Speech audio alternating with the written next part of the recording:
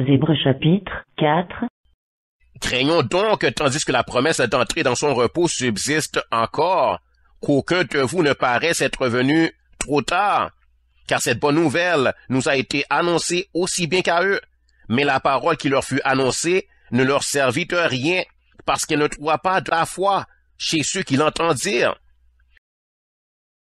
Pour nous qui avons cru, nous entrons dans le repos, selon qu'il dit, « Je jurai dans ma colère, ils n'entreront pas dans mon repos. » Il dit cela quoique ses œuvres eussent été achevées depuis la création du monde, car il a parlé quelque part ainsi du 16e jour.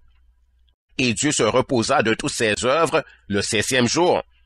Et ici encore, ils n'entreront pas dans mon repos. Or, puisqu'il est encore réservé à quelques-uns d'y entrer, et que ceux à qui d'abord la promesse a été faite n'y sont pas entrés à cause de leur désobéissance, Dieu fixe de nouveau un jour, aujourd'hui, en disant dans David si longtemps après, comme il est dit plus haut, « Aujourd'hui, si vous entendez sa voix, n'endurcissez pas vos cœurs. » Car si Josué leur eût donné le repos, il ne parlerait pas après cela d'un autre jour.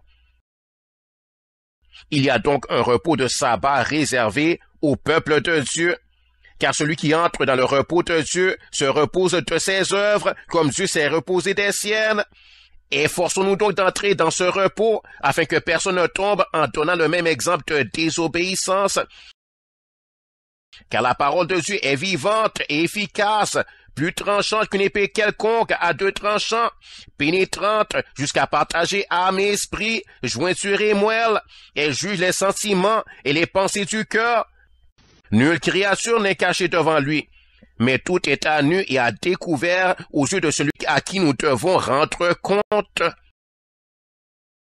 Ainsi, puisque nous avons un grand souverain sacrificateur qui a traversé les cieux, Jésus, le Fils de Dieu, demeurons fermes dans la foi que nous professons, car nous n'avons pas un souverain sacrificateur qui ne puisse compatir à nos faiblesses. Au contraire, il a été tenté comme nous en toutes choses, sans commettre de péché.